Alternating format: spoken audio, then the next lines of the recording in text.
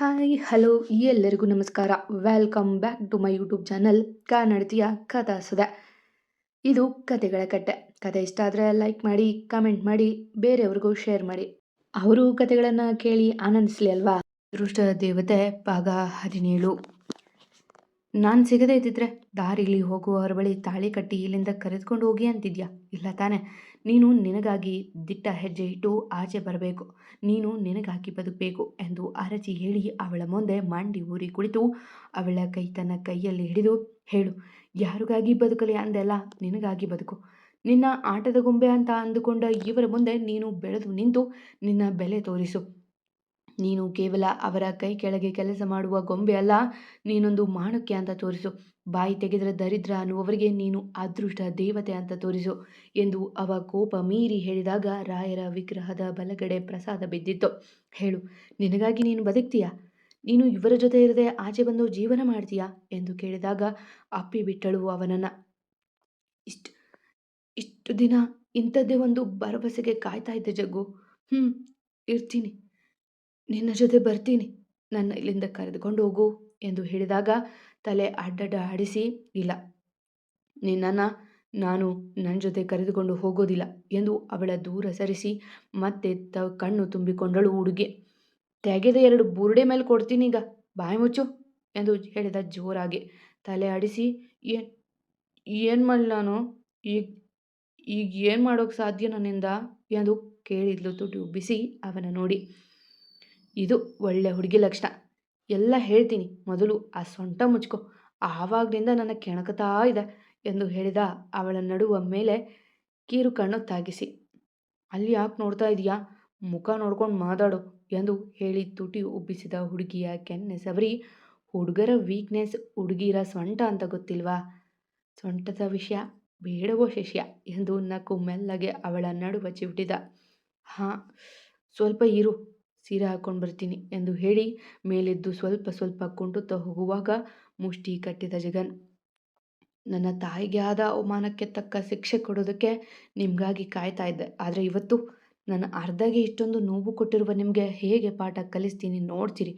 ನರಕ ತೋರಿಸ್ತೇನೆ. ನಿಮಗೆ ಹಣ ಮುಖ್ಯ ಅಲ್ಲ ಅನ್ನೋದು ತೋರಿಸಿ ನನ್ನ ಅಮ್ಮನನ್ನು ಫಾರ್ಚುನರ್ ಕಾರಲ್ಲಿ ಕರೆದುಕೊಂಡು ಬರ್ತೀನಿ ಎಂದು ಹಲ್ಲು ಕಚ್ಚಿದ. ಹಾಗಿದ್ರೆ ನಿನ್ನ ಸ್ವಾರ್ಥ ಅಷ್ಟೇ ಯೋಚನೆ ಮಾಡಿ ವಾಪಸ್ ಬಂದಿದ್ದ ನೀನು? ಇಲ್ಲಿ ಸಮೃದ್ಧಿ ಅಷ್ಟು ಬೇಡಿಕೊಂಡ್ರೂ ಕೇಳದ ನೀನು ಅಮ್ಮನ ಕಷ್ಟ ನೆನಪಾಗಾಗ ಬಂದಿದ್ದ?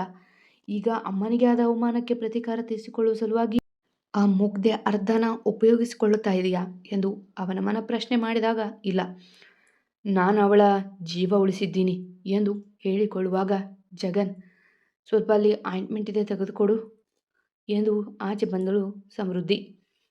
ಮನ್ಗಿಲಿ ಹಾಕುವ ಬಟ್ಟೆ ತೊಟ್ಟು ಮೆಲ್ಲಗೆ ಬಂದು ಅಲ್ಲಿಯೇ ಕುಳಿತಳು. ಮುಂದೆ ನಡೆಯಲಾಗದೆ, ಹೋ, ಎಲ್ಲ ಔಷಧಿ ಇಟ್ಕೊಂಡಿರ್ತೀಯಾ ಎಂದು ಹೇಳಿದಾಗ ನಗುತ್ತಾ ಅವನ ಬಳಿ ಅದನ್ನು ತೆಗೆದುಕೊಳ್ಳಲು ಕೈಚಾಚಿ, ಆಗಾಗ ಬರೆ ಹೊಡೆತಾ ಬಿಡುತ್ತಾ ಇರುತ್ತೆ, ಏನು ಮಾಡೋದಕ್ಕಾಗುತ್ತೆ? ಮುಂಜಾಗೃತವಾಗಿ ಇಟ್ಟುಕೊಳ್ಳಲೇಬೇಕು, ಇಲ್ಲಾಂದರೆ ನಾಳೆಯಿಂದ ಇನ್ನೂ ಹೆಚ್ಚು ಬೀಳುತ್ತೆ ಎಂದು ನಕ್ಕಳು. ಅವಳ ನಗುವ ಹಿಂದ ಇದ್ದ ನೋವು ನೆನೆದು ಹಲ್ಲು ಕಚ್ಚಿ, ಇರು, ನಾನೇ ಹಚ್ಚುವೆ ಎಂದು ಮೆಲ್ಲಗೆ ಅವಳ ಕಾಲ ಮೇಲೆ ಮುಲಾಮು ಸವರಿದ. ಕಾಲು ಮುಟ್ಟಬೇಡ ಎಂದು ಮೆಲ್ಲಗೆ ಕಾಲು ಹಿಂದೆ ತೆಗೆದುಕೊಳ್ಳಲು ನೋಡಿದಾಗ, ನಾನೇನು ನಿನ್ನ ಗಂಡ ಅಲ್ಲ, ಸುಮ್ಮನೆ ಕೂತ್ಕೊಳ್ಳೆ. ಮದುವೆ ಆದಮೇಲೆ ನೀನು ಮುಟ್ಟು ಅಂದ್ರೆ ನಾನು ಮುಟ್ಟೋದಿಲ್ಲ, ಮತ್ತು ನೀನೇ ಕಾಲು ಒತ್ತಬೇಕು ದಿನ ಎಂದು ಹೇಳಿದಾಗ ಮುಗುಳು ನಗುತ್ತಾ ಕುಳಿತಳು ಸುಮ್ಮನೆ. ಜಗನ್, ಏನೋ ಐಡಿಯಾ ಹೇಳ್ತೀನಿ ಅಂದೆ, ಹೇಳು ಎಂದು ಮೆಲ್ಲಗೆ ಕೇಳಿದಾಗ, ಆವಾಗಲೇ ಏನೇನೋ ಹೇಳ್ತಾ ಇದ್ದೆ, ಅತ್ತಿಗೆ ಅನಿಸಿಕೊಳ್ಳೋದು, ಮದುವೆ ಆದಮೇಲೆ ಸೀರೆ ಇಟ್ಕೋ ಅನ್ನೋದು ಅಂತ ಎಂದು ಮೆಲ್ಲಗೆ ಕಣ್ಣು ಎತ್ತಿ ನೋಡಲು, ಅದೆಲ್ಲ ಊಫಿ ಆಯಿತಾ? ಸುಮ್ಮನೆ ಹೇಳಿದ್ದು, ಈಗ ಹೇಳು, ಏನು ಮಾಡೋಣ ಎಂದು ಹೇಳಿದಾಗ ಮೇಲೆದ್ದು ಅವಳ ಕೈಗೆ ಆಯಿಂಟ್ಮೆಂಟ್ ಕೊಟ್ಟು, ಇದೇ ಅಲ್ವಾ ಕಬೋರ್ಡ್ ಎಂದು ಹೇಳುತ್ತಾ ಅವಳ ಕಬೋರ್ಡ್ ತೆಗೆದು ಒಂದೊಳ್ಳೆ ಸೀರೆ ತೆಗೆದ. ಇದು ಸೂಪರ್ ಇದೆ, ಮತ್ತು ಒಡವೆಯಲ್ಲಿ ಎಂದು ಕೇಳಿದ ಅವಳ ನೋಡಿ. ಯಾಕೆ ಜಗನ್, ನನ್ನ ಬಳಿ ಸ್ವಲ್ಪ ಇದೆ ಅಷ್ಟೆ ಎಂದು ಮೆಲ್ಲಗೆ ಹೇಳಿದವಳಿಗೆ ಟೆರರ್ ಲುಕ್ ಕೊಟ್ಟು, ನಾನು ರೌಡಿ, ಕಳ್ಳ ಅಲ್ಲ, ಮುಚ್ಕೊಂಡು ಹೇಳೆ ಎಂದಾಗ ಕೈ ತೋರಿಸಿದ್ಲು. ಹಳೆಯ ಕಾಲದ 5-6 ಒಡವೆ ಇದ್ದವು. ಲೇ, ಅರ್ಧ ಇಷ್ಟೊಂದು ಒಡವೆ ಇದ್ದರೂ ಅನಾಥೆ ಅಂತ ಹೇಳ್ತೀಯಲ್ಲೇ, ನೀನು ಶ್ರೀಮಂತೆ ಕಣೆ, ಇದೆಲ್ಲ ಮಾರಿದರೆ ಕಡಿಮೆ ಅಂದರೂ 15 ಲಕ್ಷ ಬರುತ್ತೆ ಕಣೆ ಎಂದು ನಕ್ಕು ಹೇಳಿದವ.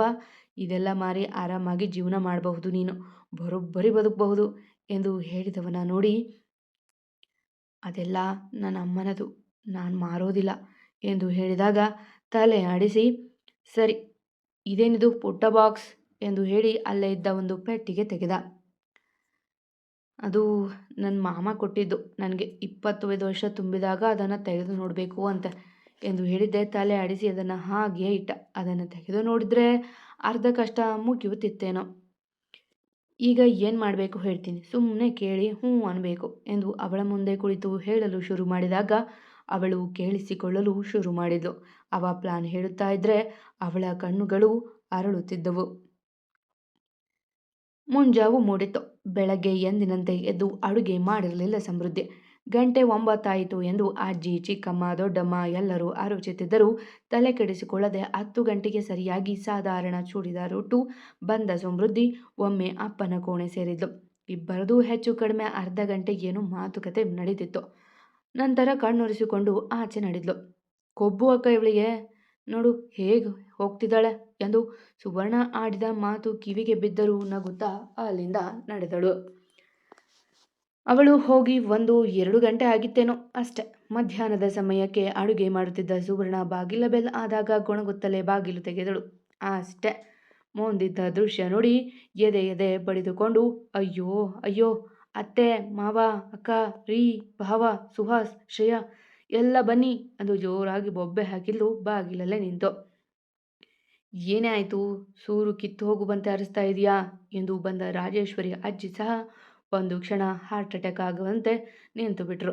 ಅವರ ಹಿಂದೆ ಒಬ್ಬೊಬ್ಬರಾಗಿ ಬಂದ ಎಲ್ಲರೂ ಹಾಗೆ ನಿಂತು ನೋಡತೊಡಗಿದ್ರು. ಕಾರಣ, ಕತ್ತಿಗೆ ಮಾಲೆ ಹಾಕಿಕೊಂಡು ಎದೆಯ ಮೇಲೆ ತಾಳಿ ತೂಗಿಸಿಕೊಂಡು ಸುಂದರ ಸೀರೆ ತೊಟ್ಟು ಪಕ್ಕದಲ್ಲಿ ನಿಂತಿದ್ದವನ ಕೈ ಗಟ್ಟಿಯಾಗಿ ಹಿಡಿದು ಮದುಮಗಳಂತೆ ಕಾಣುತ್ತಿದ್ದಳು ಸಮೃದ್ಧಿ. ಅರ್ಧ ಎಂದು ಕರೆದ ಜಗನ್. ಸುತ್ತಮುತ್ತ ಇದ್ದ ಮನೆಯವರು ನೋಡಿ ಮತ್ತಷ್ಟು ಅವಳನ್ನು ತನಗೆ ಒತ್ತಿಕೊಂಡು, ಅಲ್ಲಲ್ಲ ಅರ್ಧಾಂಗಿ, ಇವರು ನಿನ್ನ ಒಳಗೆ ಕರೆಯೋದನ್ನು ಕರ್ಸು, ಅದಕ್ಕೆ ಕಾಯಬೇಡ ಎಂದು ನಕ್ಕು. ಬಲಗಾಲು ಅಲ್ಲಲ್ಲ ಎಡಗಾಲ ಇಟ್ಟು ಒಳಗೆ ಬಾ. ಇವತ್ತಿಂದ ಈ ಮನೆಗೆ ನಿಜವಾಗಿಯೂ ನೀನು ದುರಾದೃಷ್ಟ. ಯಾಕೆಂದರೆ ನಿನ್ನ ಜೊತೆ ಅದೃಷ್ಟ ನನ್ನ ಮನೆಗೆ ಬರುತ್ತೆ ಅಲ್ಲ. ಇನ್ಮೇಲೆ ಇವರೆಲ್ಲ ಭಿಕ್ಷೆ ಬೇಡಿಕೊಂಡು ತಿನ್ನಬೇಕು ಅಷ್ಟೆ ಎಂದು ಹೇಳಿ ಪಕ್ಕಕ್ಕೆ ನೋಡಿದ ಜಗನ್. ಹೌದು ಕಪಿ, ಅಲ್ಲಲ್ಲ ಪತಿದೇವ, ನೀವು ಹೇಳಿದೆಯೇ ಹಾಗೆಲಿ, ನಾವು ಹಾಗೆ ಮಾಡೋಣ ಎಂದು ಸಮೃದ್ಧಿ ನಕ್ಕಾಗ ಶಾಕ್ ಆಗುವ ಸರದಿ ಮನೆಯವರದ್ದು.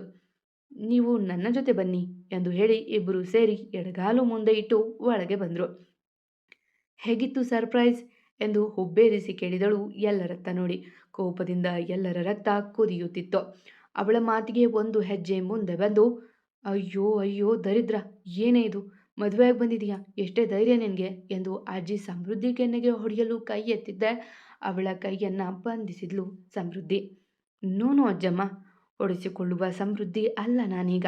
ನಾನು ಜಗನ್ ಹೆಂಡ್ತಿ. ನನ್ನ ಮೇಲೆ ಕೈ ಎತ್ತಿದ್ರೆ ಅವರ ಕೈ ಮುರಿದು ಬಿಡ್ತಾರೆ ನನ್ನ ಗಂಡ, ಅಲ್ವೇನ್ರಿ ಜಗನ್ ಎಂದು ನಗುತ್ತಾ ಪಕ್ಕದಲ್ಲೇ ನಿಂತಿದ್ದ ಜಗನ್ನ ಕೇಳಿದ್ಲು. ಹೌದು ಹೆಂಡ್ತಿ, ಅಲ್ಲಲ್ಲ ಅರ್ಧಾಂಗಿ, ನಿನ್ನ ಮೇಲೆ ಒಂದೇ ಒಂದು ಗೆರೆ ಬೀಳಲಿ ಅವರ ಕೈ ತಿರುಚದೇ ಬಿಡೋದಿಲ್ಲ ಎಂದು ಜಗನ್ ಸಹ ನಕ್ಕ.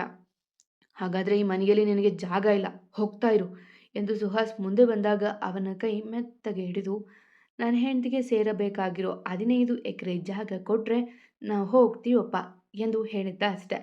ಎಲ್ಲರ ಮುಖ ಇಂಗು ತಿಂದ ಮಂಗನಂತೆ ಆಗಿದ್ವು. ಅಮ್ಮ ಕೈ ಬಿಡು ರಾಕ್ಷಸ ಎಂದು ಸುಹಾಸ್ ಹೇಳಿದಾಗಲೇ ಜಗನ್ ಕೈ ಬಿಟ್ಟಿದ್ದು. ಅದಾಗಲೇ ಕೆಂಪಾಗಿ ಹೋಗಿತ್ತು ಅವನ ಕೈ. ಏನು ಹೇಳ್ತಿದೀಯಾ, ಯಾವ ಜಾಗ, ಏನು ಮಾತಂತ ಹೇಳ್ತಿದೀಯಾ ಎಂದು ಅಜ್ಜಿ ಮೆಲ್ಲಗೆ ಕೇಳಿದಾಗ, ನನ್ನ ಅರ್ಧಾಂಗಿಗೆ ಸೇರಬೇಕಾಗಿರೋ ಆಸ್ತಿ, ನೀವೆಲ್ಲ ಸೇರಿ ಇಷ್ಟು ದಿನ ಅನುಭವಿಸ್ತಾ ಇದ್ದ ಆಸ್ತಿ, ಈಗ ಅದರ ವಾರಸುದಾರ ನಾನು ಬಂದಿದ್ದೀನಿ. ನಾವು ಮನೆ ಬಿಟ್ಟು ಹೋಗೋದಾದರೆ ಪೇಪರ್ ಜೊತೆ, ಇಲ್ಲ ಅಂದರೆ ಸ್ಟೇಷನ್ ಮೆಟ್ಟಿಲು ಹತ್ತಬೇಕು ನೀವೆಲ್ಲ. ಎಲ್ಲವನ್ನೂ ನಾವು ತೆಗೆದುಕೊಂಡು ಹೋದರೆ ಮಣ್ಣು ತಿನ್ನಬೇಕು ನೀವು. ಅದು ಆಗೋದಿಲ್ಲ ಬಿಡಿ, ಯಾಕೆಂದರೆ ಬೆಂಗಳೂರಲ್ಲಿ ಅದು ಫ್ರೀಯಾಗಿ ಸಿಗೋದಿಲ್ಲ ಎಂದು ಹೇಳಿದಾಗ ಎಲ್ಲರ ಎದೆ ನಡುಗಿದ್ವು. ಇಷ್ಟು ದಿನ ಸಮೃದ್ಧಿಗೂ ತಿಳಿಯದಂತೆ ಮುಚ್ಚಿಟ್ಟಿದ್ದ ರಹಸ್ಯ ಅದು. ಅರ್ಧಾಂಗಿ, ಅವಾಗಿನಿಂದ ಮಾತಾಡಿ ಗಂಟಲು ಉರಿತಾ ಇದೆ, ಸ್ವಲ್ಪ ಜ್ಯೂಸ್ ಮಾಡಿಕೊಂಡು ಬಾರೆ ಎಂದ ಜಗನ್ ಸೋಫಾ ಮೇಲೆ ಕುಳಿತು. ಆಯ್ತು ಪತಿದೇವ ಎಂದು ಸಮೃದ್ಧಿ ಮೆಲ್ಲಗೆ ನಡೆಯಲು, ಅಯ್ಯೋ ಹೆಂಡ್ತಿ ಇರೆ, ನಿನ್ನ ಕಾಲು ಸರಿಯಿಲ್ಲ ಅಲ್ವಾ, ಬಾಯಲ್ಲಿ ಕೂತ್ಕೋ ಎಂದು ಅವಳ ಕೈ ಹಿಡಿದು ತನ್ನ ಪಕ್ಕ ಕೂರಿಸಿಕೊಂಡ. ಮನೆಯವರ ಊರಿನೋಟಕ್ಕೆ ಅಂಜಿದಳು ಅವಳು. ಒಮ್ಮೆಯೂ ಅವರ ಎದುರು ಕುಳಿತಿಲ್ಲವಲ್ಲ. ಡೋಂಟ್ ವರಿ ಅರ್ಧಾಂಗಿ, ಪೊಲೀಸ್ ಲಾಯರ್ ಬರುವವರೆಗೂ ನನ್ನ ಅತ್ತೆ, ಐ ಮೀನ್ ನಿನ್ನ ಚಿಕ್ಕಮ್ಮ ಜ್ಯೂಸ್ ಮಾಡಿಕೊಂಡು ಬರ್ತಾರೆ ಎಂದು ಹೇಳಿ ಅವಳಿಗೆ ಕಣ್ಣಿನಲ್ಲೇ ಧೈರ್ಯ ಹೇಳಿದ. ಏನು ಚಿಕ್ಕತ್ತೆ, ನೀವು ಮಾಡ್ಕೊಂಡು ಬರ್ತೀರಾ ಇಲ್ಲ ದೊಡ್ಡತ್ತೆಗೆ ಹೇಳೋದಾ ಎಂದ ಹುಬ್ಬೇರಿಸಿ. ಏಯ್, ಅವರು ಹಿರಿಯವರು ಕಣೋ, ಈ ಮನೆ ಹಿರಿ ಸೊಸೆ ಸಮೃದ್ಧಿ ದೊಡ್ಡಮ್ಮ ಎಂದು ಹೇಳಿದಾಗ ನಕ್ಕು ಕಾಲ ಮೇಲೆ ಕಾಲು ಹಾಕಿ, ನಿನ್ನ ಅಕ್ಕ ನಿನಗೆ ಅಕ್ಕನೇ ಹೊರತು ಎಲ್ಲರಿಗೂ ದೊಡ್ಡವಳಲ್ಲ. ಹೋಗಿ 2 ಲೋಟ ತಣ್ಣಗಿರುವ ಜ್ಯೂಸ್ ತಂದುಕೊಡು ಎಂದು ಹೇಳಿದಾಗ ಅಜ್ಜಿ ಕಡೆ ನೋಡಿದ್ಲು ಸುವರ್ಣ. ಅವಳು ಕಣ್ಣಲ್ಲೇ ಒಪ್ಪಿಗೆ ನೀಡಿದಾಗ ಒಳಗೆ ಹೋದಳು. ಹೇಳಿ ಮಿಸ್ ಇರಿತಲೆ, ಎಲ್ಲ ಇಲ್ಲೇ ಸೆಟಲ್ ಮಾಡಿಕೊಳ್ಳೋದಾ ಅಥವಾ ಕೋರ್ಟ್ ಅಂತ ಅಲಿತೀರಾ ಎಂದು ಹೇಳಿದ. ಅಷ್ಟರಲ್ಲೇ ಬಂದ ಜ್ಯೂಸ್ ಒಂದು ಸಮೃದ್ಧಿಗೆ ಕೊಟ್ಟು ಇನ್ನೊಂದು ಅವ ಕುಡಿಯುವಾಗ, 15 ಎಕರೆ ಅವಳದ್ದೇ ಅನ್ನೋದಕ್ಕೆ ಏನು ಸಾಕ್ಷಿ ಇದೆ ಎಂದು ಕೇಳಿದಾಗ ನಕ್ಕ ಜಗನ್. ಹ, ನಿಮ್ಮಂಥ ಹುಳುಗಳು ಮನೆಯಲ್ಲಿ ಇರುವಾಗ ಹಾಗೇ ಬರೋದಕ್ಕೆ ಆಗುತ್ತಾ ಅಜ್ಜಿ ಎಂದು ಜೇಬಿನಲ್ಲಿ ನೀಟಾಗಿ ಮಡಚಿದ್ದ ಹಾಳೆ ತೆಗೆದು, ಸುಮಾರು 20 ವರ್ಷದ ಹಿಂದಿನ ವಿಲ್ ಇದು. ಸಮೃದ್ಧಿಗೆ ಸೇರಬೇಕಾಗಿರೋ 15 ಎಕರೆ ಜಾಗದ ವಿಲ್. ಅವಳಿಗೆ 25 ಆಗುವವರೆಗೂ ಮಾತ್ರ ನೀವು ಅದನ್ನು ನೋಡಿಕೊಳ್ಬೇಕು ಅಂತ ಇರೋದು ಇಲ್ಲಿ ಎಂದು ಹೇಳಿದಾಗ ತಲೆ ತಿರುಗುವುದೊಂದೇ ಬಾಕಿ ಎಲ್ಲರಿಗೂ. ಈ ವಿಲ್ ಕಳೆದು ಹೋಗಿತ್ತು ಅಲ್ವಾ, ಎಲ್ಲಿತೋ ಎಂದು ಕೇಳಿದ್ರು ಅಜ್ಜ ತಡವರಿಸುತ್ತಾ. ಹಾಂ, ಅದು ಕಳೆದು ಹೋಗಿರಲಿಲ್ಲ. ನಿಮ್ಮಂಥವರ ಕೈಗೆ ಸಿಕ್ಕರೆ ಎಲ್ಲಿ ಏನಾದರೂ ಮಾಡ್ತಿರೋ ಅಂತ ನೀಟಾಗಿ ಇಟ್ಟು ಇವಳ ಕೈ ಕೊಟ್ಟಿದ್ರು. ಈ ದಡ್ಡಿನೋ ಇದುವರೆಗೂ ಅದನ್ನು ನೋಡದೆ ಹಾಗೆ ಇಟ್ಕೊಂಡಿದ್ಲು. ನಾನು ಬಂದೆ, ಸೊಲ್ಯೂಷನ್ ತಂದೆ ಎಂದು ನಕ್ಕು ಹೇಳಿದ ಜಗನ್. ಅಂದರೆ ಇದು ಇಷ್ಟು ದಿನ ಈ ದರಿದ್ರದ ಕೈಯಲ್ಲೇ ಇತ್ತಾ ಎಂದು ಕೇಳಿದರು ರಾಜೇಶ್. ಮಾಮ್, ನೀವು ದೊಡ್ಡವರಂತ ಸುಮ್ಮನೆ ಇದ್ದೀನಿ. ಇನ್ನೊಮ್ಮೆ ನನ್ನ ಹೆಂಡತಿ ಹೆಸರು ಬಿಟ್ಟು ಬೇರೆ ಏನಾದರೂ ಹೇಳಿದರೆ ಎಂದು ಜಗನ್ ಬೇಸ್ ವಾಯ್ಸಲ್ಲಿ ಎಚ್ಚರಿಕೆ ಕೊಟ್ಟಿದ್ದೆ. ಅಂದರೆ ಇಷ್ಟು ದಿನ ಇವಳೆ ಬಳಿಗೆ ಇತ್ತಾ ಎಂದು ಕೇಳಿದರು. ಹಾಂ, ಇವಳ ಕಬೋರ್ಡಲ್ಲಿ ಭದ್ರವಾಗಿತ್ತು ಎಂದು ಪೇಪರ್ ಮತ್ತೆ ಮಡಿಸಿ ಜೇಬಿಗೆ ಇಟ್ಟುಕೊಂಡು, ಹೇಳಿ ಮಿಸ್ ಇರಿತಾಳೆ, ಈಗ ನಿಮ್ಮ ಅಂತಿಮ ನಿರ್ಧಾರ ಏನು? ನನ್ನ ಹೆಂಡತಿ ಆಸ್ತಿ, ಅದನ್ನು ಸುಮಾರು 20 ವರ್ಷದಿಂದ ನೀವು ಬೇರೆಯವರಿಗೆ ಬೆಳೆ ಬೆಳೆಯೋಕೆ ಬಿಟ್ಟು ಅದರಿಂದ ತೆಗೆದುಕೊಂಡ ಹಣ ಎಲ್ಲ ಸೇರಿ ಏನಿಲ್ಲ ಅಂದರೂ ಒಂದು 5 ಕೋಟಿ ಕೊಟ್ಬಿಡಿ, ನಾವು ಹೋಗ್ತೀವಿ ಎಂದು ಹೇಳಿದಾಗ ಹೃದಯಾಘಾತ ಆಗುವುದೊಂದೇ ಬಾಕಿ ಎಲ್ಲರಿಗೂ. ಜಗನ್, ಏನು ಹೇಳ್ತಿದೀಯಾ? ಅಷ್ಟೊಂದು ದುಡ್ಡು ನಾವೆಲ್ಲಿಂದ ತರಬೇಕು ಎಂದು ಕೇಳಿದಾಗ ಮೈ ಮುರಿದು, ಬೇಡ ಅಂದರೆ ಇನ್ಮೇಲೆ ನಾನು ನನ್ನ ಹೆಂಡತಿ ಇಲ್ಲೇ ಇರ್ತೀವಿ. ನಮಗೆ ರಾಜ್ ಮರ್ಯಾದೆ ಕೊಡಬೇಕು. ನನ್ನ ಹೆಂಡತಿ ಕೈಯಲ್ಲಿ ಒಂದು ಕಡ್ಡಿ ಸಹ ಎತ್ತರಿಸುವ ಆಗಿಲ್ಲ ಮತ್ತೆ ಎಂದು ಕೆನ್ನೆ ಮೇಲೆ ಕೈ ಇಟ್ಟು, ಮರೆತು ಹೋಯ್ತು, ಆಮೇಲೆ ಹೇಳ್ತೀನಿ ಎಂದು ಹೇಳಿದಾಗ ಅಂಗುಷ್ಟದಿಂದ ಉರಿದು ಹೋಗಿತ್ತು ಎಲ್ಲರಿಗೂ. ಈ ಕೆಲಸದವಳು ಕೆಲಸ ಮಾಡದೇ ಇದ್ದರೆ ಮಾಡುವವರು ಯಾರು ಎಂದು ಹಾಲು ಕಟಕಟಿಸಿ ಕೇಳಿದರು ಸುಮಾ ಅವರು. ನೀವಿದ್ರಲ್ಲ ದೊಡ್ಡತ್ತೆ, ನೀವು ಚಿಕ್ಕತ್ತೆ, ಮತ್ತು ಈ ಮದುವೆ ಆಗಿ ಹೋಗಬೇಕಿರೋ ವೇಸ್ಟ್ ಬಾಡಿ ಎಲ್ಲರೂ ಮಾಡಿ, ಬೇಕಿದ್ರೆ ತರಕಾರಿನ ಎಂದು ಮೆಲ್ಲಗೆ ಹೇಳಿ ಅಜ್ಜಿ ಕಟ್ ಮಾಡಿಕೊಡ್ತಾರೆ ಅಲ್ವಾ ಇರಿತಲೆ ಎಂದು ಹೂ ಬೇರಿಸಿ ಕೇಳಿದಾಗ, ಏಯ್ ನೀನು ಯಾವನು ಇದೆಲ್ಲ ಹೇಳೋದಕ್ಕೆ? ನನ್ನ ತಾಯಿ ಕೆಲಸ ಮಾಡಬೇಕಾ ಎಂದು ಕೇಳಿದರು ರಾಜೇಶ್ ಕೋಪದಿಂದ. ಹೋ, ಕೋಪ ಬಂತ ದೊಡ್ಡ ಮಾವ? ನಿನ್ನ ತಾಯಿ ಬಗ್ಗೆ ಮಾತಾಡಿದ್ದಕ್ಕೆ ಉರಿದು ಹೋಯ್ತಾ ಎಂದು ಹೇಳಿ ತನ್ನ ಕಣ್ಣು ಮುಚ್ಚಿ ತಾಯಿಯ ಮುಖ ನೆನೆದವ, ಇರಲಿ, ಈಗ ಕೊನೆಯದಾಗಿ ನಿರ್ಧಾರ ಹೇಳಿ, ನಾವು ಹೋಗೋದಾ ಅಥವಾ ಇಲ್ಲೇ ಇರೋದಾ ಎಂದು ಕೇಳಿದಾಗ ಎಲ್ಲರೂ ಮುಖ ನೋಡಿಕೊಂಡ್ರು. ಹಾಂ ಇರಿ, ಎಲ್ಲರೂ ಇರೋ ಮನೆಯಲ್ಲಿ ನೀವೊಬ್ಬ ಭಾರ ಆಗೋದಿಲ್ಲ ಎಂದು ಅಜ್ಜಿ ಹೇಳಿದ ಕೂಡಲೇ, ಎಲ್ಲ ಮುಗೀತು ಅಲ್ಪ. ಅಲ್ಲಲ್ಲ ಅರ್ಧಾಂಗಿ, ನಮ್ಮ ಕೋಣೆ ಯಾವುದು? ನಾವಿಂದು ಬಹುವಾಗಿ ದಣಿದು ಬಿಟ್ಟಿದ್ದೇವೆ, ವಿಶ್ರಾಂತಿ ಬೇಕು ಎಂದು ಮೈ ಮುರಿದ ಜಗನ್. ಬನ್ನಿ ಪತಿದೇವ, ಕರೆದುಕೊಂಡು ಹೋಗುವೆ ಎಂದು ಮುಂದೆ ನಡೆದಳು ಸಮೃದ್ಧಿ. ಮಿಸ್ಟರ್ ಸುಹಾಸ್, ನಾವೀಗ ವಿಶ್ರಾಂತಿ ಪಡೆಯಲು ಹೋಗುತ್ತಿದ್ದೇವೆ. ನಾವು ಬರುವ ವೇಳೆಗೆ ನಮ್ಮ ಯಜಮಾನರಿಗೆ ಒಂದಷ್ಟು ಬಟ್ಟೆ ಮತ್ತು ಅಗತ್ಯ ವಸ್ತುಗಳ ತಂದು ಇಟ್ಟಿರಿ ಆಯ್ತಾ ಎಂದು ಚಿಟಿಕೆ ಹೊಡೆದು ಎಳೆದಾಗ ಹಲ್ಲು ಕಚ್ಚಿದ ಸುಹಾಸ್. ಬಾ ಅರ್ಧ, ನಾ ಹೋಗೋಣ. ಅವರೆಲ್ಲ ಈಗ ತುರ್ತು ಸಭೆ ಮಾಡಿ ನನ್ನ ಮನೆಯಿಂದ ಆಚೆ ಹಾಕುವ ಯೋಚನೆ ಮಾಡ್ತಾರೆ ಎಂದು ನಕ್ಕು ಅವಳ ಕರೆದುಕೊಂಡು ನಡೆದ ಜಗನ್.